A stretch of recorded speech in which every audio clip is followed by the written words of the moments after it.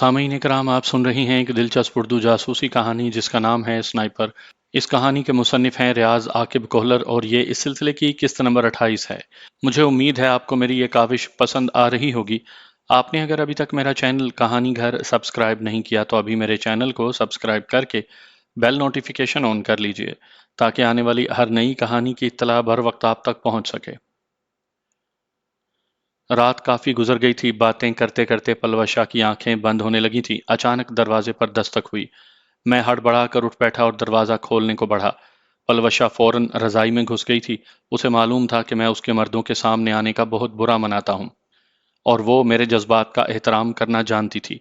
मुझे नाराज करने के बारे में वो सोच भी नहीं सकती थी। दरवाजा खोलने पर मुझे कारी गुलाम मोहम्मद की शक्ल नजर आई। मैंने हैरान होते हुए उन्हें अंदर आने का रास्ता दिया। अंदर आकर दरवाजा भीड़ते हुए वो कहने लगे, इस वक्त जहमत देने पर माजरत खा हूं। मैं एहतरामन बोला, हुक्म करें कारी साहब। मोहतरम, बात यह है कि सनूबर खान अपने आदमियों की हलाकत और असले के नुकसान पर बिल्कुल बावला हुआ है। उस तक ये खबर भी पहुंच गई है कि ऐसा करने वाले आप दोनों हैं। आप दोनों की तलाश में वो पागलों की तरह भागता फिर रहा है। और इतना तो आप जानते होंगे कि गद्दार हर जगह पाए जाते हैं। कोई पैसे पर बिक जाते हैं तो कोई किसी और लालच में अपने ज़मीर का सौदा कर लेते हैं। इसी वजह से मैंने असला उठाने के लिए निहायत एतमाद वाले आदमी रवाना किए थे। इसी तरह मेरी ये कोशिश भी थी कि आप दोनों की बाकायदा आमद की खबर किसी तक ना पहुंचे। हो सकता है मैं इसमें कामयाब ना हो सका हूं, तो यकीनन सनूबर खान तक आप दोनों की यहाँ मौजूदगी की खबर पहुंच जाएगी। वो फौरन हमसे मुतालबा करेगा कि आप दोनों को उसके हवाले किया जाए या ये कि आप दोनों को यहाँ से निकाल दिया जाए, और इस सूरत में उसके आदमी इस जगह को भी घेर लेंगे। मैंने फौरन उसका मतमाए नज़र समझते हुए कहा, गोया आप चाहते हैं हम यहाँ से चले जाएं। नहीं, उसने नफ़ी में सर हिला दिया। मैं इस वक्त आप लोगों को यहाँ से भागने का रास्ता दिखाने आया हूँ कि बिल फर्ज ऐसा हो जाए तो आप लोग कैसे बच कर निकल सकते हैं। मेरा ख्याल है हमें गुलाम खेल से निकलने के तमाम रास्तों का इल्म है। वो इत्मीनान से बोला, यकीनन होगा, मगर मैं आपको गुलाम खेल नहीं, यहाँ से निकलने का रास्ता बताने आया हूँ।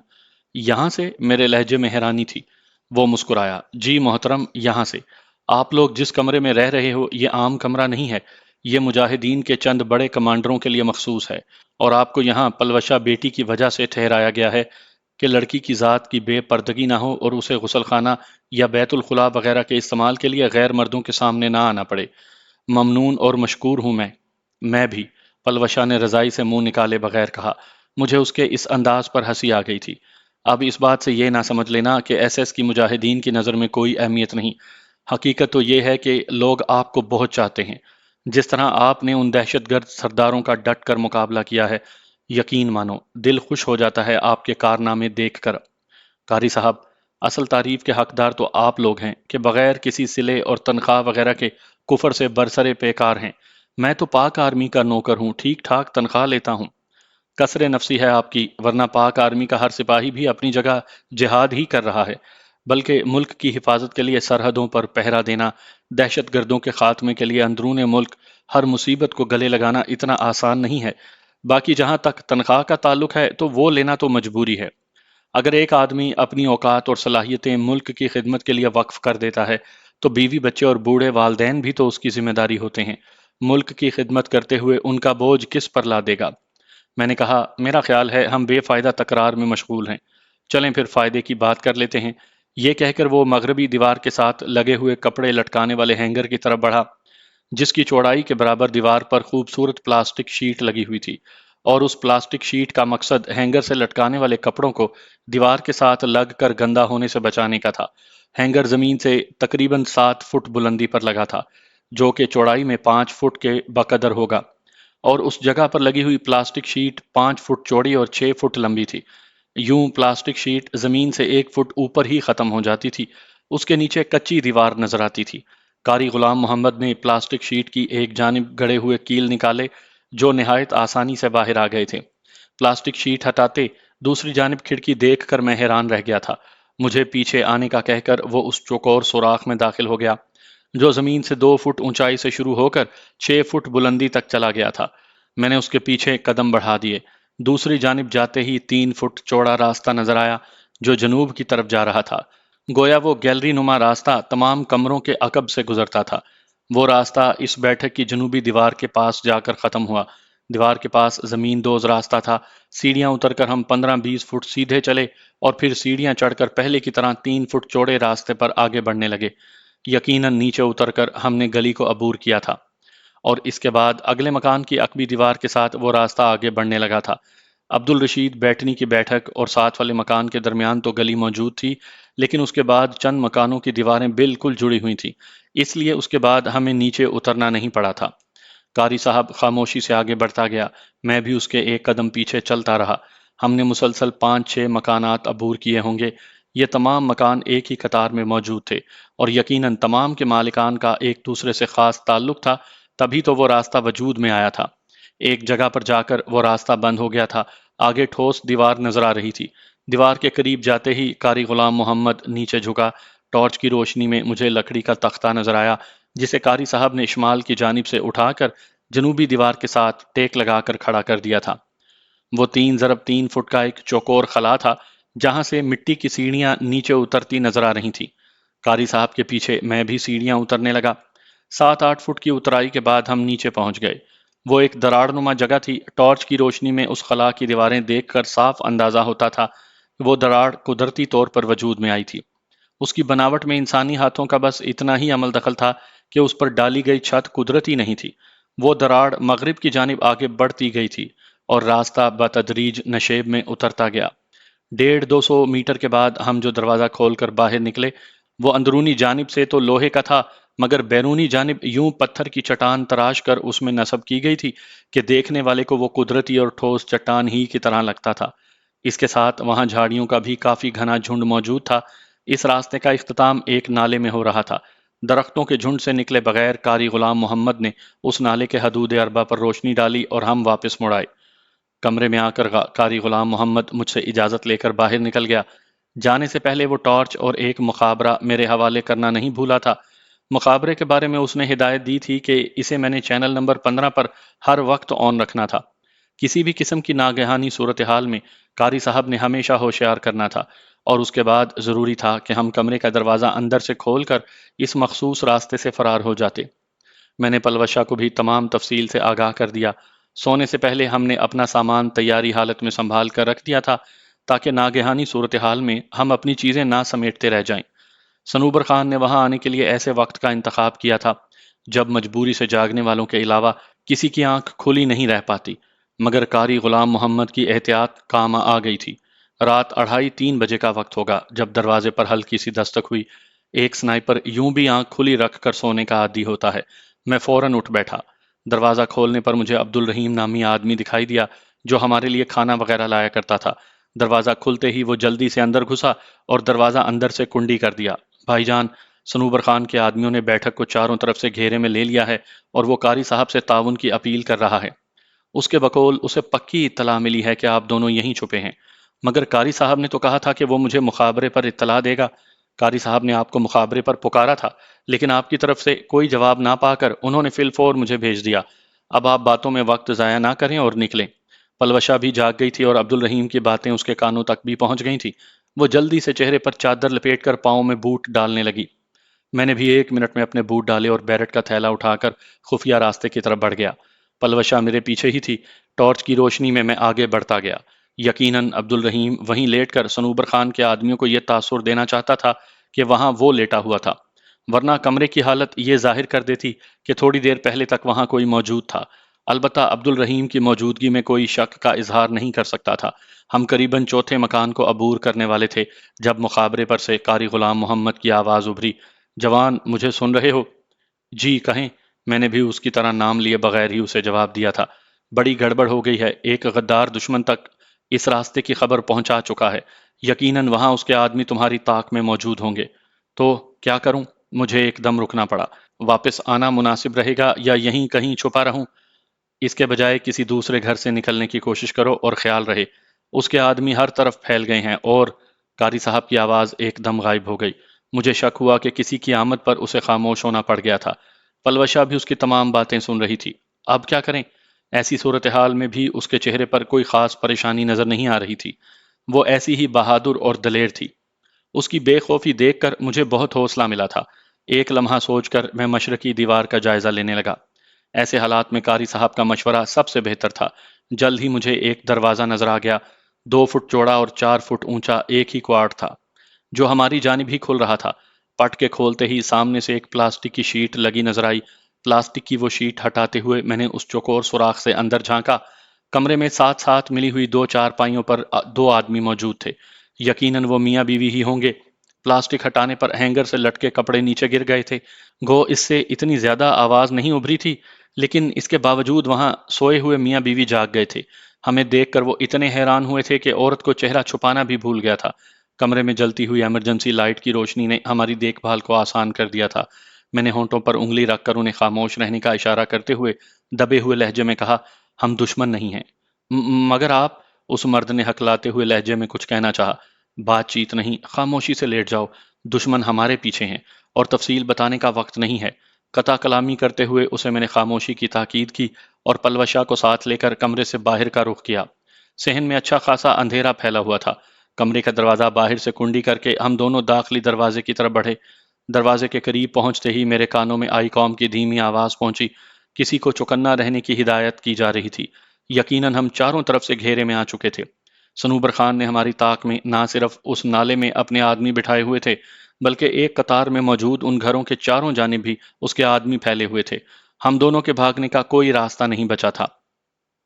اب کیا کریں؟ پلوشا کے قریب ہو کر میں نے مشورہ چاہنے کے انداز میں پوچھا۔ یقیناً ہمارے پاس وقت کی بہت زیادہ کمی تھی۔ میرا خیال ہے عقبی جانب سے باہر نکلنے کی کوشش کرتے ہیں، کیونکہ اس جانب ڈھلوان چڑھتے ہی ہم ان کا مقابلہ کرنے کے قابل ہو سکیں گے۔ اس بہادر لڑکی کے لہجے میں حالات کی گھمبیرتا کا ذرا سا بھی اثر موجود نہیں تھا۔ وہاں رک کر اتنی بڑی فوج کا مقابلہ کرنا کہ جب کمک ملنے کی بھی کوئی امید نہ ہو، ایک حماقت ہی ہے۔ باقی فرار کے لیے نشیب کا راستہ اس لیے بھی بہتر رہتا ہے کہ بھاگنے میں کوئی دقت پیش نہیں آتی۔ وہ میرا مطلب سمجھتے ہوئے بولی، مطلب آپ سامنے سے بھاگنے کا سوچے ہوئے ہیں؟ کیا خیال ہے؟ چلو، اس نے بے خوف انداز میں کہتے ہوئے بیرونی دروازے کی طرف قدم بڑھا دیے۔ میں نے اپنی پشت پر لدا بیرٹ کا تھیلا اتار کر نیچے رکھا اور زنجیر کھول کر NVG یعنی نائٹ ویژن گوگلز ڈھونڈنے لگا۔ وہ شبدید اینک امریکن سنائپر سے میرے ہاتھ لگی تھی، جو بعد میں بیرٹ M107 کے تھیلے کے ساتھ سنوبر خان کے ہتھے چڑھ گئی تھی، اور گزشتہ دن بیرٹ M107 کے ساتھ موجود تمام سامان کے ساتھ واپس میرے ہاتھ آ گئی تھی۔ شبدید اینک ڈھونڈ کر میں نے آن کر کے تسموں کے ذریعے آنکھوں پر باندھ لی۔ کچھ سامعین کے لیے یقیناً شبدید اینک ایک نئی اور عجیب چیز ہوگی، لیکن سنائپر کی پہلی اقساط میں اجمالاً ان کا ذکر کر چکا ہوں کہ اس کے اندر ہر چیز سبز نظر آتی ہے اور چاند کی 14ویں شب سے واضح نظارہ دکھتا ہے۔ اس میں چھوٹی بیٹریاں پڑتی ہیں اور آن کرتے ہی مجھے محسوس ہو گیا تھا کہ بیٹری ابھی تک استعمال نہیں ہوئی تھی۔ NVG آنکھوں پر باندھتے ہی میں نے پلوشا کو کہا، میں دیوار کے اوپر سے جھانک کر دیکھتا ہوں کہ کتنے آدمی باہر موجود ہیں اور کوشش کرتا ہوں کہ انہیں اوپر ہی سے جہنم واصل کر دوں۔ تم دروازے پر تیاری حالت میں رہنا اور میرا اشارہ پا کر باہر نکلنے کے لیے تیار رہنا، اور گلاک کے ساتھ فائر کرنا تاکہ سائلنسر کی وجہ سے گولی چلنے کی آواز ظاہر نہ ہو۔ یہ کہتے ہی میں نے اپنے گلاک نکال کر اپنے ہاتھ میں تھام لیا تھا۔ وہ آہستہ سے بولی، ٹھیک ہے، اور اس کے ساتھ ہی اس نے کلاشنکوف کندھے سے لٹکا کر گلاک پکڑ لیا۔ سامنے کی دیوار میں بنے ہوئے مورچے پر چڑھنے کے لیے لکڑی کی سیڑھی موجود تھی۔ میں اسی سیڑھی کی مدد سے اوپر چڑھا اور 14-15 فٹ دیوار سے نیچے جھانکنے لگا۔ دونوں مکانوں کے دروازے کے درمیان میں وہ ایک ڈبل کیبن لیے موجود تھے۔ ڈبل کیبن کی باڈی میں 2 آدمی بیٹھے تھے، جبکہ ایک ایک آدمی ان دونوں مکانوں کے سامنے اس انداز میں کھڑا تھا کہ کسی بھی شخص کے اندر سے نکلنے پر اس کی نظر میں آ جاتا۔ چاروں کلاشنکوف سے مسلح تھے۔ ان 4 کے علاوہ گاڑی کے کیبن میں بھی 1 سے زیادہ آدمی موجود تھے۔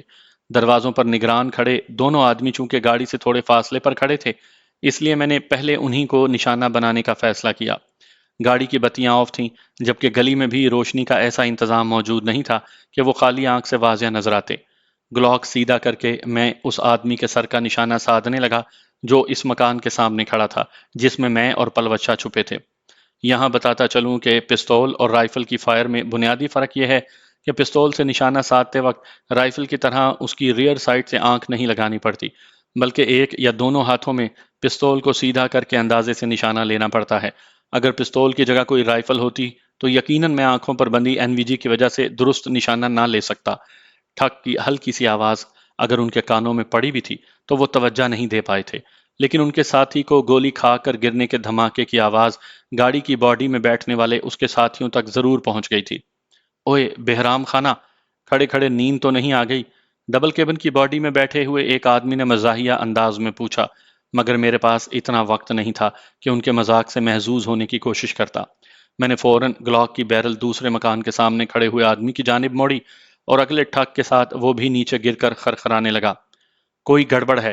باڈی میں بیٹھے ہوئے دونوں آدمی ہڑبڑا کر اٹھے، مگر ان کے اترنے سے پہلے میں 2 مرتبہ ٹریگر دبا چکا تھا۔ 20-25 گز سے میرے نشانے چوکنے کا تو امکان ہی نہیں تھا۔ ایک آدمی جو اترنے کے قریب تھا وہ اوندھے منہ زمین پر گرا تھا۔ ان کے گرنے پر بھی گاڑی میں سے کوئی نہیں نکلا تھا، جس کا مطلب یہی تھا کہ یا تو گاڑی کے اندر کوئی بھی موجود نہیں تھا یا وہ گاڑی کے شیشے وغیرہ بند کر کے موسیقی وغیرہ سے محظوظ ہو رہے تھے۔ یوں بھی اچھی خاصی سردی تھی، اور پھر رات کے اس وقت تو یوں بھی سردی میں بہت زیادہ اضافہ ہو جاتا تھا۔ ایک بار میرا جی چاہا کہ پلوشا کو آواز دے کر باہر نکلنے کا کہوں، مگر پھر اسے خطرے میں جھونکنے پر میرا دل آمادہ نہ ہوا۔ خود میں نیچے اتر کر دروازے سے باہر جاتا تو زیادہ وقت ضائع ہو جاتا۔ صورت سے ایک فیصلہ کرتے ہوئے میں فوراً باہر کی جانب دیوار سے نیچے لٹک کر کود گیا۔ نیچے لٹکنے کے باوجود میرے پاؤں زمین سے 6-7 فٹ بلند تھے، اس لیے اچھی خاصی آواز آئی تھی، لیکن کسی قسم کی حرکت نہ ہوتا دیکھ کر میں نے قریب ہو کر دیکھا اسٹیئرنگ وہیل پر ایک آدمی سر ٹیکے سویا ہوا نظر آیا۔ اس کے علاوہ گاڑی کا کیبن خالی تھا۔ دروازے کے ہینڈل پر ہاتھ رکھ کر میں نے ایک جھٹکے سے دروازہ کھولا اور اسے گریبان سے پکڑ کر باہر کھینچ لیا۔ کیا کون؟ وہ ہڑبڑاتے ہوئے ہکلایا، مگر اس وقت تک میں گلاک کی ایک اور گولی ضائع کر چکا تھا۔ اس کے تڑپنے کا نظارہ کیے بغیر میں بھاگ کر اس دروازے کے قریب پہنچا جہاں پلوشا میری منتظر کھڑی تھی۔ آ جاؤ، اسے آواز دے کر میں گاڑی کی طرف پلٹ آیا۔ گاڑی کی باڈی میں پڑی لاش نیچے پھینک کر میں نے نیچے گرا آئی کام اٹھا لیا۔ اس وقت تک پلوشا بیرٹ کے تھیلے کو پشت پر لادے وہاں پہنچ چکی تھی۔ کیا رہا؟ اس نے قریب آتے ہی بے صبری سے پوچھا، اور اس سے پہلے کہ میں اسے جواب دیتا آئی کام سے ایک کھردری آواز ابھرنے لگی۔ کوئی تمام پارٹیوں کو چوکنا رہنے کی تاکید کرتے ہوئے بتا رہا تھا کہ شکار پھندے کی طرف بڑھ رہا ہے اور ممکن ہے کہ وہ نالے کی طرف جانے کے بجائے کسی گھر سے نکلنے کی کوشش کرے۔ بتانے والے تک شاید ہمارے عبدالرشید بیٹنی کی بیٹھک سے نکلنے کی خبر ابھی پہنچی تھی۔ گو اس نے اپنے ساتھیوں کو نہایت مفید مشورہ دیتے ہوئے خطرے سے آگاہ کرنے کی کوشش کی تھی، مگر بیچارہ ذرا لیٹ ہو گیا تھا اور اس کا خیر خواہی بھرا مشورہ اس کے ساتھیوں کے کام نہیں آ سکا تھا۔ گاڑی میں بیٹھو۔ میں نے پلوشا کی بات کا جواب دیے بغیر اسے گاڑی میں بیٹھنے کا اشارہ کیا اور خود اسٹیئرنگ سنبھال لی۔ گاڑی مجھے چلانے دو۔ بیرٹ کا تھیلا عقبی نشست پر پھینکتے ہوئے اس نے مجھے دوسری نشست کی طرف دھکیلتے ہوئے کہا، آپ کا نشانہ مجھ سے کئی گنا بہتر ہے اور میں آپ سے زیادہ راستوں سے واقف ہوں۔ میں بحث کیے بغیر دوسری نشست پر منتقل ہو گیا۔ پلوشا نے کندھے سے لٹکی ہوئی کلاشنکوف میری گود میں پھینکی اور ساتھ ہی گاڑی کے قریب گنی ہوئی لاشوں کی گنیں اور ان کے بینڈوریل سے فالتو میگزینیں بھی نکال کر بیرٹ کے پاس پھینک دیں۔ ایسے حالات میں اس کا دماغ بہت تیزی سے کام کرتا تھا۔ یقیناً ہتھیاروں اور ایمونیشن کی ہمیں سخت ضرورت پیش آ سکتی تھی۔ وہ اندر بیٹھ کر گاڑی سٹارٹ کرنے لگی، جبکہ میں این وی جی آنکھوں سے ہٹانے لگا کہ اب اس کا کوئی خاص فائدہ نہیں تھا۔ گاڑی سٹارٹ کرتے ہی اس نے مشرقی جانب موجود ایک مکان کے دائیں طرف بنے راستے پر گاڑی آگے بڑھا دی۔ دلبر خان کہاں چل دیے؟ آئی کام سیٹ سے کسی کی آواز آئی۔ یقیناً یہ آخری مکان کے سامنے کھڑی ہوئی پارٹی کا کمانڈر پوچھ رہا تھا۔ میں نے اسے جواب دینے کی تکلیف گوارا نہیں کی تھی۔ دلبر خان، جواب کیوں نہیں دے رہے؟ دلبر خان، دلبر خان، وہ مسلسل اس ساتھی کو پکارنے لگا جو اس کے ہر قسم کے سوال و جواب سے بہت دور جا چکا تھا۔ ایک نئی آواز نے پوچھا، دلبر خان، جواب کیوں نہیں دے رہے ہو؟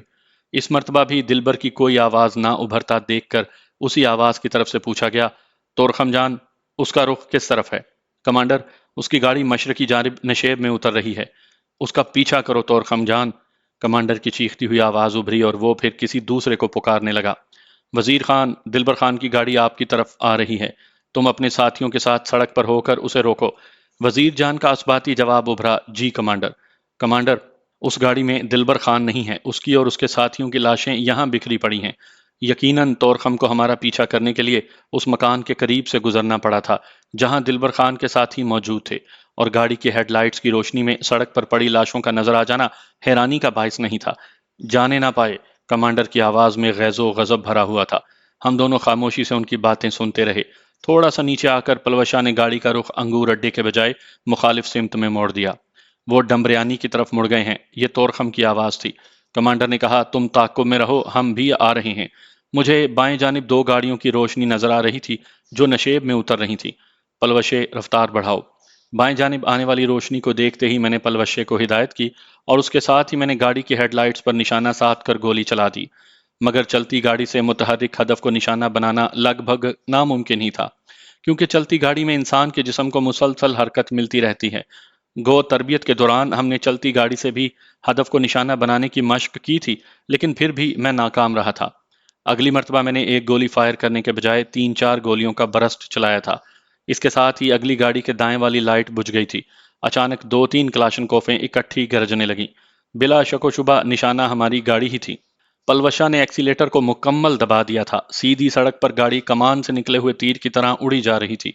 پلوشا کا بااعتماد انداز میں اسٹیئرنگ وہیل پکڑنا ظاہر کر رہا تھا کہ وہ ایک ماہر ڈرائیور تھی۔ بائیں جانب آنے والی گاڑیوں کے سڑک پر پہنچنے سے پہلے ہم آگے نکل گئے تھے۔ ہمارے عقب میں بھی ایک گاڑی نظر آ رہی تھی جو یقیناً طورخم جان کی تھی۔ طورخم کی گاڑی سے پہلے ہی بائیں جانب سے آنے والی دونوں گاڑیاں سڑک پر پہنچ چکی تھیں۔ میں نے سیٹ کو لیور کے ذریعے پیچھے کیا اور عقبی نشست پر منتقل ہو گیا۔ آئی کام سے ان کی اٹھنے والی آوازیں آنا بند ہو گئی تھی۔ شاید انہوں نے متبادل چینل لگا لیا تھا۔ میرے پاس فی الحال چینل تلاش کرنے کا وقت نہیں تھا۔ کلاشنکوف کے بٹ سے سیٹ کے عقب میں لگا ہوا شیشہ توڑ کر میں نے کلاشنکوف کی بیرل باہر نکال لی۔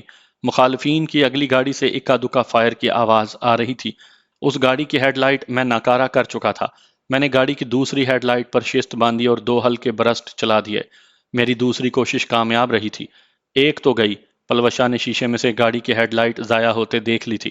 باقی بھی جائیں گی، میں اعتماد سے بولا، اور دوسری گاڑی کے آگے آنے کا انتظار کرنے لگا۔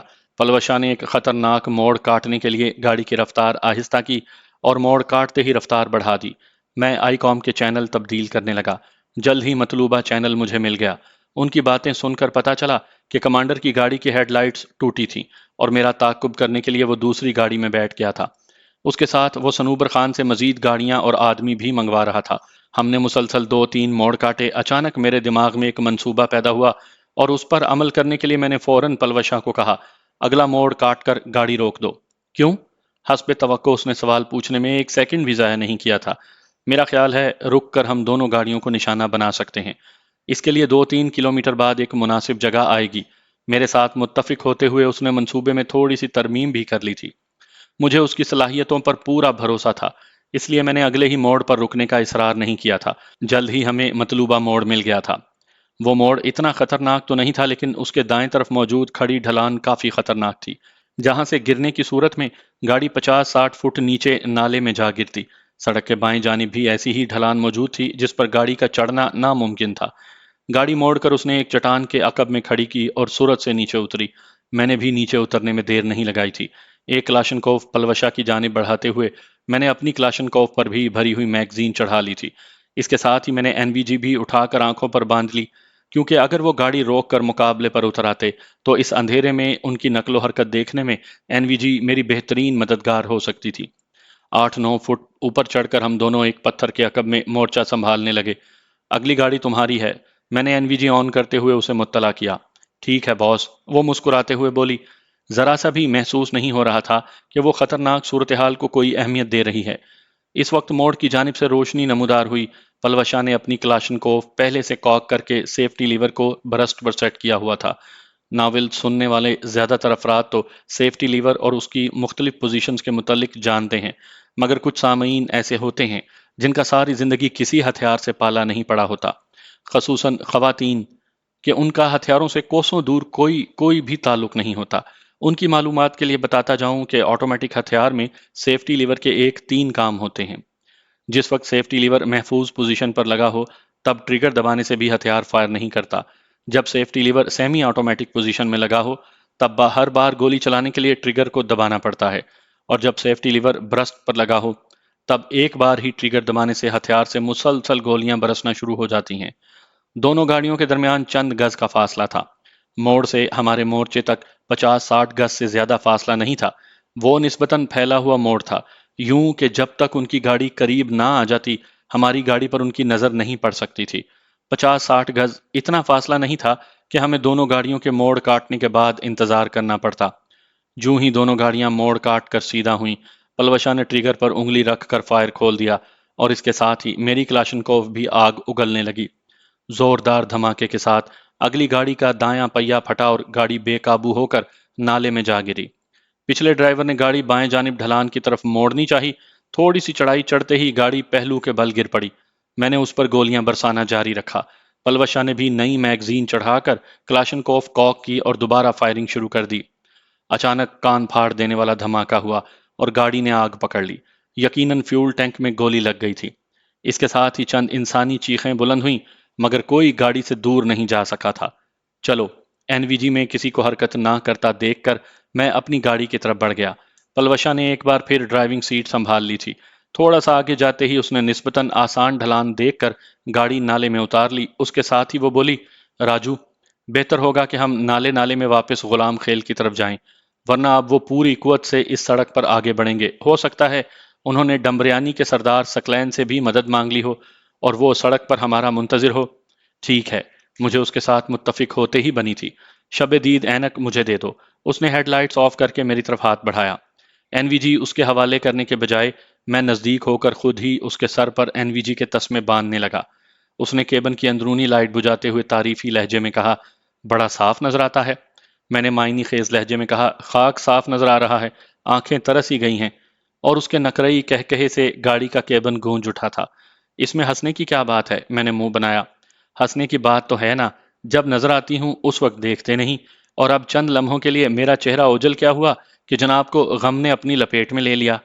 اس میں تو کوئی شک نہیں ہے چندا کہ جوں ہی تمہارا چہرہ نظر سے ذرا سا اوجل ہوتا ہے میں پریشان ہو جاتا ہوں۔ وہ طنزیہ لہجے میں بولی، یہ وہی چہرہ ہے نا جس پر اتنے تھپڑ مار چکے ہو جتنا کسی پرانے میراثی نے ڈھول بھی نہیں پیٹا ہوگا۔ میں نے وارفتگی سے کہا، وہ سارے تھپڑ جو بظاہر تمہارے پھول سے گالوں پر لگے تھے، ان کی تکلیف میرے دل کو جھیلنا پڑی تھی۔ جھوٹا۔ اس کے لہجے سے امڈتی چاہت کسی تعارف کی محتاج نہیں تھی۔ ہم صنوبر خان کی تباہ شدہ گاڑیوں کی جگہ سے آگے بڑھے تب مجھے کچھ اطمینان محسوس ہوا تھا، کیونکہ اگر ان کی کچھ اور گاڑیاں وہاں تک پہنچ گئی ہوتیں تو ایک جگہ پر رکے ہونے کی وجہ سے وہ نالے میں جاتی ہوئی ہماری گاڑی کو دیکھ لیتے۔ البتہ سفر کی حالت میں انہیں اندھیرے نالے کے بیچے بیچ چلتی ہوئی ایسی گاڑی نظر نہیں آ سکتی تھی جس کی ہیڈ لائٹس بھی بجھی ہوئی ہوں۔ این وی جی سے اتنا زیادہ بھی واضح نظر نہیں آتا کہ پلوشا گاڑی کو زیادہ تیز چلا سکتی۔ یوں بھی نالے میں بکھرے چھوٹے بڑے پتھر اچھی خاصی رکاوٹ پیدا کر رہے تھے۔ تھوڑی دیر بعد ہمیں غلام خیل کی طرف سے 3 گاڑیاں تیزی سے حرکت کرتی نظر آئیں۔ انہیں دیکھتے ہی پلوشا نے گاڑی روک کر انجن بند کر دیا۔ گو اس کی کوئی خاص ضرورت تو نہیں تھی، مگر وہ ذرا سا بھی خطرہ مول نہیں لینا چاہتی تھی۔ گاڑیوں کے گزر جانے کے بعد وہ دوبارہ چل پڑی۔ جلد ہی ہم غلام خیل کے مضافات میں پہنچ گئے تھے۔ غلام خیل سے آگے بڑھنے کے بعد بھی پلوشا نے گاڑی کو سڑک پر چڑھانے کی کوشش نہیں کی تھی، کیونکہ ہمیں خطرہ تھا کہ کہیں انہوں نے انگور اڈے سے کوئی نفری وغیرہ نہ منگوائی ہو۔ اب جانا کہاں ہے؟ غلام خیل سے تھوڑا آگے آتے ہی اس نے مشورہ چاہنے کے انداز میں پوچھا۔ میں نے کہا، انگور اڈا یا رغزئی چلتے ہیں۔ وہ کہنے لگی، اس کے لیے گاڑی سڑک پر چڑھانا پڑے گی۔ ٹھیک ہے، میں نے اس بات میں سر ہلا دیا۔ اس سے پہلے کہ وہ کوئی مناسب ڈھلوان دیکھ کر گاڑی کو سڑک کی طرف موڑتی، ہمیں دور سے دوڑتی ہوئی روشنیاں نظر آئیں۔ وہ قریباً 4 گاڑیاں تھیں اور انگور اڈے سے غلام خیل کی طرف آ رہی تھیں۔ پلوشا نے گاڑی روک کر ایک مرتبہ انجن پھر بند کر دیا، جبکہ میں آئی کام سیٹ کے ساتھ چھیڑ خانی کرنے لگا۔ جلد ہی میں نے دشمنوں کی فریکوینسی ڈھونڈ لی تھی۔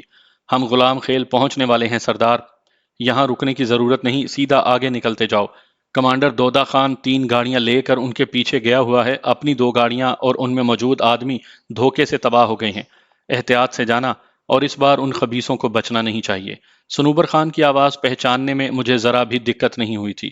با اعتماد لہجے میں جواب ملا، بے فکر رہیں سردار، اگر آپ کو یہاں کچھ آدمیوں کی ضرورت ہے تو میں ایک گاڑی یہیں چھوڑ دیتا ہوں۔ وہ جو کوئی بھی تھا یقیناً انہی گاڑیوں میں موجود تھا جو ابھی انگور اڈے سے غلام خیل تک پہنچی تھیں۔ نہیں، میرے ساتھ سدھیر خان اور بادشاہ گل موجود ہیں۔ زیادہ بندوں کی اسے گھیرنے کے لیے ضرورت پڑے گی، اس لیے تمام گاڑیاں ساتھ لے جاؤ، اور ہاں، زندہ لانے کی ضرورت نہیں۔ خباثت بھرے لہجے میں پوچھا گیا، ویسے لڑکی کو چند دن زندہ رکھنے میں کیا حرج ہے سردار؟ تم نہیں سدھرو گے شالم خان، صنوبر خان نے ہنستے ہوئے کہا۔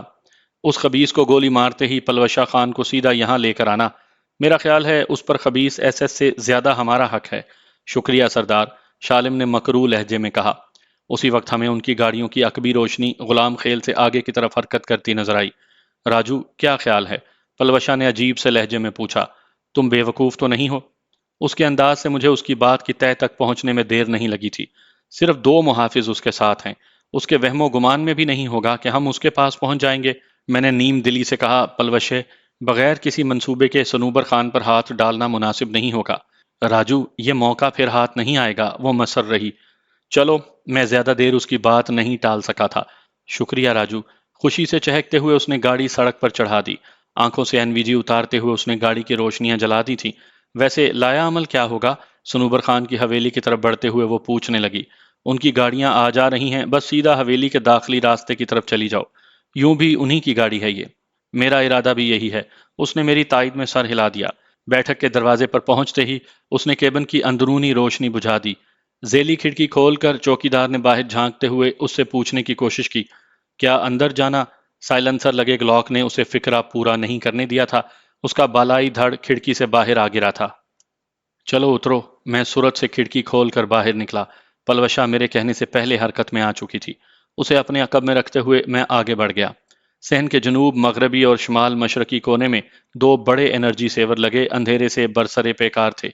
اندر داخل ہوتے ہی میں نے چوکیدار کی لاش گھسیٹ کر دروازے سے اندر کی۔ پلوشا نے اندر گھستے ہی ذیلی کھڑکی بند کر دی تھی۔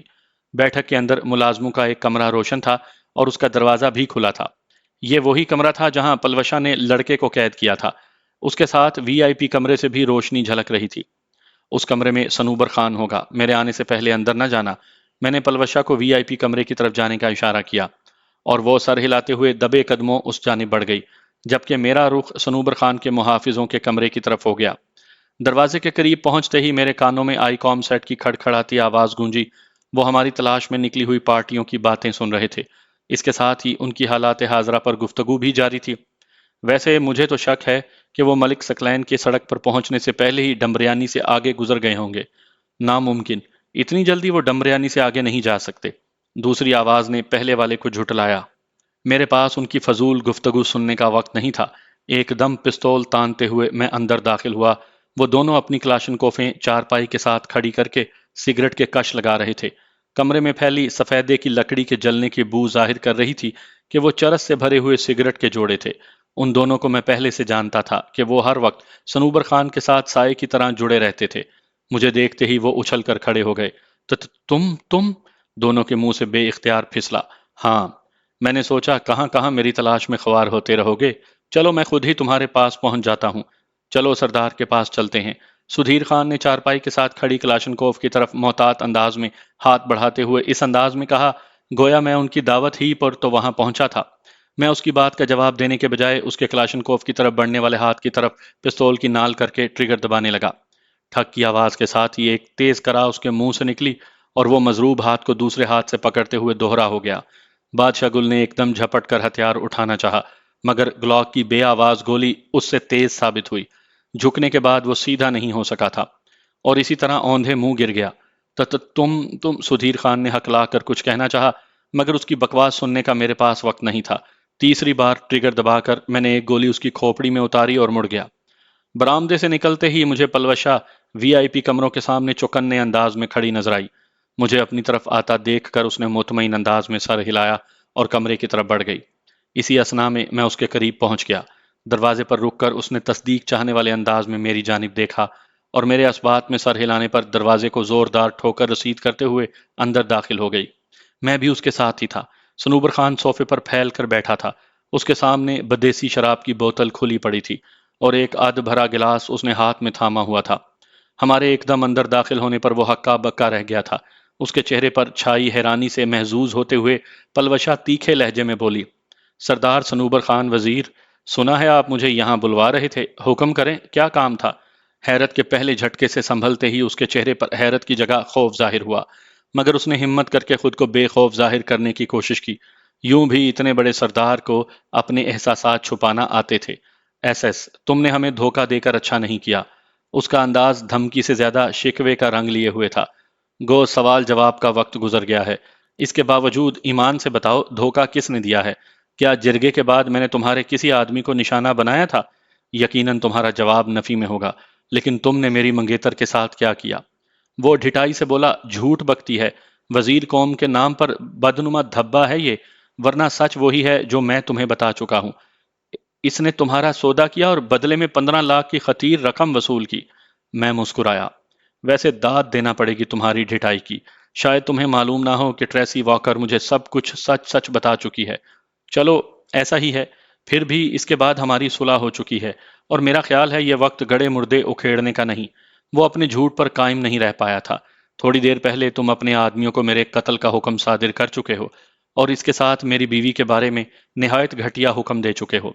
ہم سب کچھ بھلا کر نئے سرے سے دوستی کا آغاز کر سکتے ہیں۔ اس مرتبہ وہ اپنا اعتماد برقرار نہیں رکھ پایا تھا۔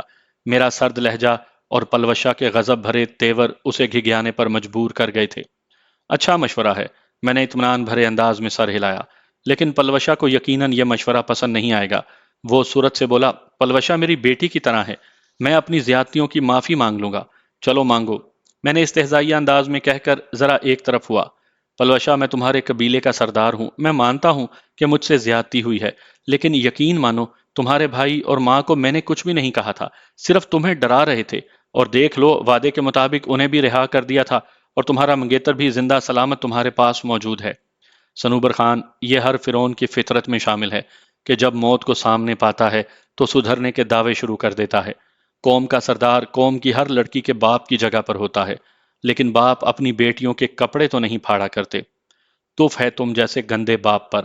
یہ کہتے ہی پلوشا نے پستول والا ہاتھ سیدھا کیا۔ سنوبر خان نے دہشت زدہ ہو کر دونوں ہاتھ اٹھائے، گویا گولیوں کو روک رہا ہو، مگر گولیاں ایسی ڈھال سے نہیں رکا کرتی۔ پلوشا ترس کھائے بغیر مسلسل ٹریگر دباتی گئی، یہاں تک کہ پستول ہی خالی کر دیا۔ اس کی میگزین میں 6 گولیاں بچی ہوئی تھیں، 2 سنوبر خان کے سر اور باقی چھاتی میں لگی تھیں۔ اسے زیادہ دیر پھڑکنے کا موقع نہیں ملا تھا۔ اس کے ساکت ہوتے ہی میں نے کہا، پلوشے چلو۔ وہ جیسے ایک گہرے خیال سے چونکتے ہوئے بولی، ہاں ہاں ہاں چلیں۔ ہم باہر نکل آئے اور گاڑی میں بیٹھ کر انگور اڈے کی جانب چل دیے۔ ایک بہت بڑا مرحلہ بخیر و خوبی گزر گیا تھا۔ پلوشا نے اپنے چھوٹے بھائی، ماں اور اپنی ہتک کا بدلہ لے لیا تھا، جبکہ میں نے ایک اور دہشت گرد کو کیفر کردار تک پہنچا دیا تھا۔ اب مجھے آگے کا لایا عمل طے کرنا تھا۔ گو اب تک میں خود میں اپنی اتنی جرت مفقود پاتا تھا کہ پاک آرمی کے کسی ذمہ دار سے رابطہ کروں۔ البرٹ بروک نے میری جس قسم کی ویڈیوز تیار کی ہوئی تھی، ان کے مطابق میرے آرمی سے رابطہ کرنے کو بھی ایک سازش سمجھا جاتا۔ اب میرے آرمی سے رابطہ کرنے پر لازمی بات ہے سب سے پہلے مجھ سے یہی مطالبہ کیا جاتا کہ میں گرفتاری پیش کروں، اور جب تک میں اپنی بے گناہی کے ثبوت نہ ڈھونڈ لیتا، میرا گرفتاری پیش کرنا ممکن نہیں تھا۔ اور لازمی بات یہ ہے کہ گرفتاری پیش نہ کرنے کی صورت میں مجھے سچ مچ غدار قرار دیا جاتا، اور غدار کے لیے احکامات تبدیل ہو جایا کرتے ہیں۔ یہ بھی ممکن تھا کہ اب تک البرٹ بروک پاک آرمی تک میری ویڈیوز پہنچا چکا ہوتا۔ میں عجیب قسم کے حالات میں پھنس گیا تھا۔ نہ جائے ماندن نہ پائے رفتن کی کہاوت میری حالت پر 100% منطبق ہو رہی تھی۔ کوئی مناسب لایا عمل مجھے سجائی ہی نہیں دے رہا تھا۔ آخر میں نے یہی فیصلہ کیا کہ پلوشا کو گھر چھوڑ کر واپس اپنی بے گناہی کے ثبوت ڈھونڈنے لوٹوں گا، اور ثبوت ملنے کے بعد کسی ذمہ دار سے ملاقات کروں گا۔ ایک صورت یہ بھی تھی کہ میں اپنی یونٹ کے کمانڈنگ آفیسر کے پاس جا کر ساری کہانی منوان بیان کر دیتا، لیکن اس کی راہ میں سب سے بڑی رکاوٹ میرا ویڈیو بیان تھا، جس میں نے کرنل کولن فیلڈ کے پوچھنے پر بڑے جوش و خروش سے پاکستان آرمی کے اندر رہتے ہوئے ان کے لیے کام کرنے کی حامی بھر لی تھی۔ اس بیان کے بعد میری ذات حد درجہ مشکوک ٹھہرتی تھی۔ چپ کیوں ہو؟ مجھے مسلسل خاموش پا کر وہ پوچھے بنا نہیں رہ پائی تھی۔ میرا خیال ہے گھر چلتے ہیں، تمہاری امی جان اور بھائی کو بھی تلا گنگ چھوڑ آتے ہیں، شادی کا باقاعدہ اعلان بھی کر دیں گے، بلکہ دوبارہ شادی ہی کر لیتے ہیں۔ وہ شرارت سے بولی، میں اپنی شادی میں ناچوں گی تو ضرور۔ شرم نہیں آئے گی؟ شرم کیسی؟ خوشی کے موقع پر عورتوں کے مجمع میں ناچنا عام ہے۔ ہاں مگر دلہن تو نہیں ناچا کرتی۔ وہ ڈھٹائی سے بولی، جسے زیادہ خوشی ہو وہ ہی ناچتی ہے۔ میں نے ہنستے ہوئے کہا، تم بس میرے سامنے ناچ لیا کرنا۔ وہ زبان نکال کر مجھے چڑھاتے ہوئے بولی، آپ کے سامنے تو بالکل بھی نہیں ناچوں گی، پھر عورتوں میں بھی ناچنے نہیں دوں گا۔ میں نے اسے چھیڑا، آپ کون سا وہاں موجود ہوں گے؟ پھوپھو جان کو بتا دوں گا کہ تم پر نظر رکھے، انہیں تو میں ایسے ہاتھ میں کروں گی کہ دیکھ لینا، ہر وقت آپ کے کان کھینچیں گی، اور میں جو تمہاری پٹائی کروں گا وہ چاہت سے بولی، کوئی بات نہیں، بس دور نہ جانا، پٹائی برداشت کر لوں گی۔ کوئی پاگل ہی ہوگا جو اتنی پیاری بیوی کی پٹائی کرے گا، میں تو پھول کی طرح رکھوں گا۔ وہ شوخ لہجے میں بولی، بس بس جانتی ہوں، آپ نے اپنی پیاری محبوبہ کو نہیں بخشا، بیوی کو کہاں معاف کرو گے؟ اس کے اس انداز پر میں کہا لگا کر ہنس پڑا تھا۔ زہر لگ رہی ہے آپ کی ہنسی۔ اس نے مجھے بازو پر مکہ رسید کیا۔ مکے تم مار رہی ہو اور گلے مجھ سے کیے جا رہی ہو۔ वो धमकी देते हुए बोली, अभी तो जो छितरोल फुप्पो जान और अब्बू जान से करवाऊंगी ना, तब आपको पता चलेगा। मैं शादी ही नहीं करता। वो तो हो चुकी ही जनाब। कोई सबूत? हाँ। करीब खिसक कर उसने मेरे कंधे पर सर रख दिया। ये सबूत काफी है या कोई और दलील पेश करूं? एक हाथ से स्टेयरिंग संभालते हुए मैंने दूसरा हाथ उसकी जुल्फों में फेरा। काफी से भी कुछ ज्यादा। और वो नाज भरे अंदाज से मुस्कुरा दी। अंगूर अड्डे पहुंचकर मैंने गाड़ी नसरुल्ला खान खोजल खेल के घर के सामने रोक दी। रात के इस पहर उन्हें बेआराम करना मुनासिब तो नहीं था, मगर मजबूरी थी। उन्हें घर से बुलाकर मैंने गली ही में खड़े खड़े मुख्तसिर सूरत हाल से आगाह किया और बैरट M107 उनके पास छोड़कर हम इजाजत लेकर चल पड़े। सुबह दम हम वाना पहुंच गए थे। कमांडर नसरुल्ला खोजल खेल से हमने वाना में मुजाहिदीन के एक ठिकाने का पता मालूम किया। वहां गाड़ी छोड़कर हमने पुरतकल्लुफ नाश्ता किया, फजर की नमाज पढ़ी और वैगन अड्डे जाकर डेरा इस्माइल खान जाने वाली वैगन में बैठ गए। राजू, एक बात कहूं? हम वाना से निकलकर थोड़ा दूर आए थे कि वो मेरा हाथ पकड़कर धीमे लहजे में पूछने लगी। मना किसने किया है? उसने हसरत भरे लहजे में कहा। एक कार ले दोगे? मुझे बहुत शौक है अपनी कार चलाने का। मैंने उसे छेड़ते हुए कहा, जहेज में लड़कियां कार लाया करती हैं, समझी ना? राजू, आपको पता तो है मैं कितनी गरीब हूं। वो संजीदा हो गई थी। मजाक कर रहा था चंदा। एक छोड़, दो कारें ले लेना। नहीं, बस एक ही काफी है। वो खुशी से खिल उठी थी। मैं मुस्कुराया। 50 लाख में तो 3 कारें आ जाएंगी। बस हर वक्त 50 लाख के ताने देते रहते हैं। उसने मुंह बसोरा और मैं खिलखिलाकर हंस पड़ा। तो क्या तुम्हारी अम्मी जान 50 लाख नहीं लेंगी? वो हट धर्मी से बोली, अब तो जरूर लेंगी और मैं कार भी लूंगी। और कुछ?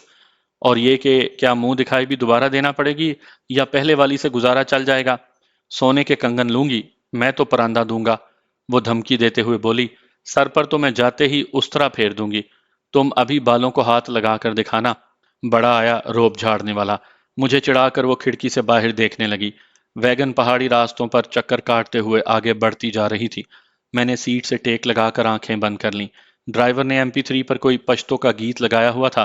पलवशा अपनी मधुर आवाज में वही गीत गुनगुनाने लगी थी और उसकी मधुर आवाज मुझे सपनों की दुनिया में खींच कर ले गई। पलवशा का करारा राशा मुझे सोते में भी सुनाई दे रहा था।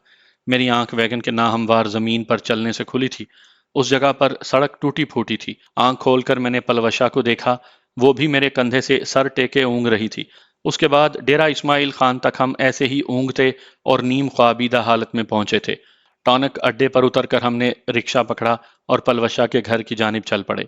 दिन के 10 बज रहे थे। बस अड्डे से उसके घर तक आधा घंटा लगा था। रिक्शे वाले को फारिग करके हम छोटे से पुख्ता मकान की तरफ बढ़े और पलवशा ने इत्तलाई घंटी का बटन दबा दिया। चंद लम्हों के बाद अंदर से एक जनाना आवाज उभरी। कौन? अम्मी जान, मैं हूं पलवशा। उसने अपना तारुफ करवाया और दरवाजा खुल गया। पाकीज़ा चेहरे वाली अधेड़ उम्र खातून के चेहरे के नकूश बिल्कुल पलवशा ही की तरह थे। पलवशा फौरन मां से लिपट गई। कैसा है मेरा बेटा? मां ने उसका माथा चूमा। बेटा तो आपका ये मां जी। पलवशा ने उन्हें मेरी जानिब मुतवज्जा किया। वो चौंक कर मेरी जानिब मुतवज्जा हुई। इसके साथ ही उनके चेहरे पर शफकत भरी मुस्कुराहट उभरी। यकीनन मैं अपने बेटे जीशान को देख रही हूँ। मुझे अंदाजा लगाने में देर न लगी कि पलवशा उन्हें मेरे बारे में सब कुछ बता चुकी थी। जी माँ जी। मैंने अपना सर उनके नजदीक झुका दिया। जीते रहो बेटा। उन्होंने ममता भरी शफकत से मेरी पेशानी चूमकर मुझे अंदर आने का रास्ता दिया। उसका छोटा भाई भी घर ही में मौजूद था। वो पलवशा से लिपट कर प्यार लेने लगा। पलवशा के बाद मैंने उसे बाजुओं में उठाकर उसका नाम पूछा। उसने शर्माते हुए जवाब दिया, अदील खान। मैंने पूछा, किस क्लास में पढ़ते हो? मैं स्कूल नहीं जाता। उसके जवाब पर मैंने पलवशा की जानिब देखा और उसने दुखी अंदाज में सर झुका दिया। वाकई गुर्बत इंसान से बहुत से हकूक छीन लिया करती है। अच्छा, मगर अब तो जाना पड़ेगा। मैंने उसे नीचे उतारा और चारपाई पर बैठ गया। वो दोबारा पलवशा की गोद में चला गया। राजू, असल में, पलवशा ने वजाहत करना चाही, लेकिन उसकी बात पूरी होने से पहले मैंने हाथ उठाकर उसे खामोश होने का इशारा किया। मैं सब जानता हूं चंदा। अब ये भी पड़ेगा और तुम्हारी भी कोई ख्वाहिश तिशनी नहीं छोड़ूंगा। हाँ जानती हूँ, अब मैं भी किसी की मलकियत में आ गई हूँ। कोई ऐसा जो मेरे कहने से पहले मेरी महरूमियों का अजाला कर देता है। खुशी से भरपूर तबस्सुम उसके मलीह चेहरे पर नमूदार हुआ और वो चाहत भरी नजरों से मुझे देखने लगी। उसकी माँ शरबत का जग बना कर ले आई। वजीरिस्तान में अच्छी खासी सर्दी थी, मगर डेरा इस्माइल खान के गर्म मौसम में हमें शरबत ही की जरूरत महसूस हो रही थी। पानी पिलाकर वो मेरे सामने ही बैठ गई। उसी वक्त जाने पलवशा की माँ ने कोई इशारा किया या वो अपनी मर्जी ही से अपने छोटे भाई को साथ लगाकर कमरे से निकल गई। उसके कमरे से निकलते ही जब मेरी सास ने बातचीत शुरू की تو مجھے اندازہ ہوا کہ پلوش شاہ کو انہوں نے ہی وہاں سے جانے کا اشارہ کیا تھا۔ بیٹا، پلوش شاہ مجھے آپ کے بارے میں سب کچھ بتا چکی ہے۔ یہ میری خوش قسمتی ہے کہ آپ پلوش شاہ کو پسند کرتے ہیں۔ ہمارے حالات جاننے کے باوجود آپ نے نہ صرف پلوش شاہ کا ساتھ دیا، بلکہ آپ کی وجہ سے وہ قبیل خان جیسے موذی کو بھی کیفر کردار تک پہنچانے میں کامیاب ہو سکی۔ یقین مانو، پلوش شاہ نے میری بیٹی کے بجائے بیٹے کا کردار ادا کیا ہے۔ اب جب کہ وہ ہر ذمہ داری سے سبکدوش ہو چکی ہے، تو میں چاہوں گی کہ وہ اپنے گھر کی ہو جائے۔ اس بارے آپ نے کیا سوچا ہے؟ بس ابھی تھوڑی دیر بعد ہم یہاں سے نکلیں گے، شام تک میرے گھر پہنچ جائیں گے۔ کل یا پرسوں سادگی سے نکاح پڑھا لیں گے۔ میری بات پر اس سادہ خاتون کا چہرہ خوشی سے کھل اٹھا تھا۔ اللہ پاک آپ کو خوش رکھے، آپ کی جوڑی ہمیشہ سلامت رکھے۔ میں نے ان کی دعا پر زوردار انداز میں کہا آمین ثم آمین کہہ کر انہوں نے بھی اللہ پاک کی رحمت کو پکارا تھا۔ آپ اپنا ضروری سامان وغیرہ سمیٹیں، میں پلوشا کو کہہ دیتا ہوں کہ وہ مالک مکان کو فون کر کے یہیں بلوا لے تاکہ اسے چابیاں واپس کریں۔ پھر میں گاڑی لے آؤں گا، دن کا کھانا انشاءاللہ راستے ہی میں کھائیں گے۔ مکان کی چابیاں مالک مکان کو دینے کی کیا ضرورت ہے؟ پرسوں ترسوں تک تو میں اور عدیل واپس لوٹ آئیں گے۔ میں نے حتمی لہجے میں کہا نہیں ماں جی، اب آپ دونوں بھی ہمارے ساتھ ہی رہیں گے۔ مگر بیٹا، یہ مناسب نہیں لگتا، اس نے ہچکچاہٹ کا اظہار کیا۔ ماں جی، میں نہیں چاہتا کہ پلوشا آپ دونوں کی وجہ سے پریشان یا دکھی رہے۔ اللہ پاک کا دیا سب کچھ ہے، یقیناً اکٹھے رہنا ہماری خوشیوں کو چار چاند لگا دے گا۔ اللہ پاک آپ کو سکھی رکھے بیٹا۔ وہ جذباتی انداز میں دعائیں دینے لگی۔ چلیں اٹھیں پھر تیاری کریں۔ میں کمرے سے باہر نکل آیا۔ پلوشا مجھے باورچی خانے میں مصروف نظر آئی۔ عدیل بھی وہیں ایک لکڑی کی چوکی پر بیٹھا تھا۔ میں نے پوچھا پلوشے مالک مکان کا موبائل فون نمبر ہے؟ ہاں، گھر کے موبائل میں سیو تو کیا تھا، تو اسے کال کر کے بلوا لو تاکہ مکان کی چابیاں اس کے حوالے کر دیں۔ عدیل اور ماں جی تو پکے پکے ہمارے ساتھ ہی جائیں گے۔ شکر گزاری سے بھرپور نگاہ میرے چہرے پر ڈالتے ہوئے وہ سر ہلاتی ہوئی موبائل فون اٹھانے چل پڑی۔ تھوڑی دیر تک مالک مکان وہاں پہنچ گیا تھا۔ چونکہ پلوشا پہلے ہی سے چند ماہ کا کرایہ اس کے حوالے کر چکی تھی، اس لیے ہم نے بس مکان کی چابی اس کے حوالے کی اور بتا دیا کہ جاتے وقت ہم تالا لگاتے جائیں گے۔ میرے منع کرنے کے باوجود دوپہر کا کھانا پلوشا نے تیار کر دیا تھا۔ کھانا کھا کر میں انہیں سامان تیار کرنے کا کہہ کر بنو اڈے پہنچ گیا۔ وہاں سے تلا گنگ کے لیے میں نے 2D کار ہائر کی اور ڈرائیور کے ساتھ واپس پہنچ گیا۔ پلوشا ماں کے ساتھ مل کر ضروری سامان سمیٹ چکی تھی جو 2 پرانے بیگوں میں ٹھونس دیا گیا تھا۔ کار کی ڈگی میں سامان کے بیگ رکھ کر ہم تلا گنگ کی طرف روانہ ہو گئے۔ راستے میں کوئی خاص واقعہ نہیں ہوا تھا۔ ڈیرہ اسماعیل خان سے تلا گنگ تک 4.5 گھنٹوں کا سفر تھا۔ ہم سپہر 5 بجے گھر کے دروازے پر اتر رہے تھے۔ ڈرائیور کو فارغ کر کے میں سامان کے دونوں بیگ اٹھا کر گھر میں داخل ہوا۔ کئی ماہ بعد میں گھر میں لوٹ رہا تھا۔ اس دوران تو نہ ابو جان سے فون پر بات ہوئی تھی اور نہ میں کوئی چٹھی وغیرہ یا خط وغیرہ بھیج سکا تھا۔ ابو جان صحن میں بچھی چارپائی پر تکیے سے ٹیک لگائے لیٹے تھے۔ مجھے دیکھتے ہی وہ حقیقتاً اچھل پڑے تھے۔ چارپائی سے اٹھ کر وہ ہاتھ پھیلاتے ہوئے میری طرف بڑھے۔ باورچی خانے میں بیٹھی پھپھو جان نے بھی انہیں یوں بھاگتے دیکھ لیا تھا، وہ بھی باورچی خانے سے باہر نکل آئیں۔ شانی پتر، مجھے دیکھتے ہی پھپھو جان نے آواز لگائی۔ اس وقت تک ابو جان مجھے باہوں میں سمیٹ چکے تھے۔ ابو جان کے بعد پھپھو جان بھی مجھے وارفتگی سے ملی۔ اس دوران پلوشا اور اس کی ماں ہمیں دلچسپی سے دیکھتے رہے۔ یہ مہمان، جذبات کا طوفان تھمتے ہی پھپھو جان نے سوالیہ لہجے میں کہتے ہوئے پلوشا کی ماں کی جانب مسافے کے لیے ہاتھ بڑھایا۔ پھپھو جان، یہ لڑکی کی ماں ہے، آپ ذرا لڑکی کو دیکھ کر بتائیں شادی کے لیے کیسی رہے گی؟ میں نے پلوشا کی طرف اشارہ کر کے مزاحیہ انداز میں پوچھا۔ ہیں؟ پھپھو جان نے ششدر ہو کر مجھے گھورا اور پھر پلوشا کو دیکھا جو نفاست سے دوپٹہ اوڑھے کسی شہزادی کی طرح دکھائی دے رہی تھی۔ گھر میں داخل ہوتے ہی اس نے نقاب اتار دیا تھا۔ کیا کیا سچ کہتے ہو؟ پھپھو جان نے ہکلاتے ہوئے ہاتھ پھیلائے اور اگلے ہی لمحے پلوشا اس کی مہربان آغوش میں تھی۔ وہ بے ساختہ اس کا معصوم چہرہ چومنے لگی۔ پھپھو جان کی وارفتگی دیکھتے ہوئے پلوشا اور زیادہ شرما گئی تھی۔ کیا بہت ہی بری شکل ہے لڑکی کی جو آپ پریشان ہو گئی؟ میں نے پھپھو جان کو چھیڑا۔ آئے ہائے، اتنی پیاری لڑکی تو میں نے اپنی زندگی میں دیکھی ہی نہیں۔ پھپھو جان نے پلوشا کو اپنے ساتھ لپٹائے رکھا تھا۔ آئیں بیٹھیں بہن جی۔ ابو جان نے پلوشا کی ماں کو چارپائیوں کی طرف بلایا اور خود عدیل خان کو بازوؤں میں اٹھا لیا۔ تھوڑی دیر بعد ٹھنڈے پانی سے پیاس بجھا کر ہم چائے پی رہے تھے۔ پھپھو جان تو پلوشا پر صدقے واری جا رہی تھی۔ انہیں ابھی تک یقین نہیں آ رہا تھا کہ میں اپنے لیے ایسی لڑکی ڈھونڈ کر لا سکتا ہوں۔ رات کو کھانے کے بعد میں نے ابو جان کو اجمالن پلوشا کی کہانی سنائی اور ساتھ ہی یہ بھی بتا دیا کہ اس کی امی جان اور چھوٹا بھائی بھی ہمارے ساتھ ہی رہیں گے۔ ابو جان میرے فیصلے سے بہت خوش ہوئے۔ اسی رات پھوپھو جان نے جھٹ منگنی پٹ بیاہ کا حکم صادر فرما دیا۔ اب انہیں یہ تو معلوم نہیں تھا کہ ہم دونوں پہلے ہی سے میاں بیوی تھے، یوں بھی یہ بتا کر میں انہیں خفا نہیں کر سکتا تھا۔ ایک مسئلہ یہ پیدا ہو رہا تھا کہ پلوشا کی ماں اردو صحیح طریقے سے سمجھ اور بول نہیں سکتی تھی، جبکہ پھوپھو جان اور ابو جان کو پشتو نہیں آتی تھی۔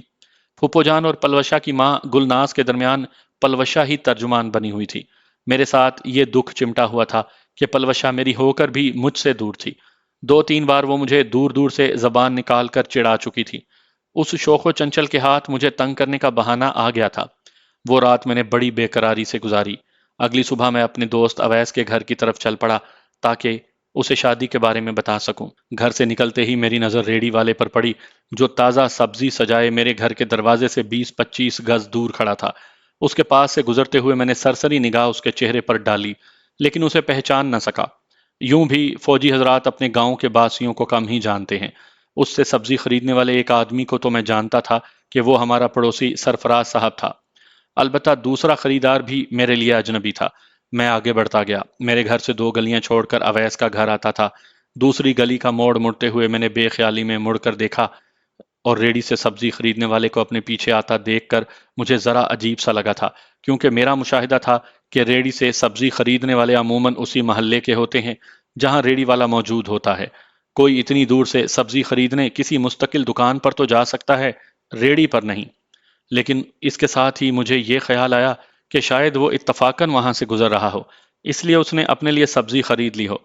موڑ مڑ کر اویس کی بیٹھک کے قریب پہنچتے ہوئے میں نے ایک مرتبہ پھر پیچھے دیکھا لیکن وہ سبزی والا غائب تھا۔ البتہ ایک آدمی ہاتھ میں چھوٹی چھوٹی کتابوں کا بنڈل اٹھائے نظر آیا۔ میں نے سر جھٹک کر اویس کے دروازے پر دستک دی۔ اویس کے آنے تک کتابیں بیچنے والا میرے پاس سے گزر کر آگے بڑھ گیا۔ اس وقت اویس نے دروازہ کھول کر باہر جھانکا۔ مجھے دیکھتے ہی اس کے چہرے پر خوشی کے آثار نمودار ہوئے۔ ابے تو زندہ ہے؟ وہ بازو پھیلاتے ہوئے مجھ سے لپٹ گیا۔ معانقہ کر کے وہ مجھے بیٹھک کے اندر لے گیا۔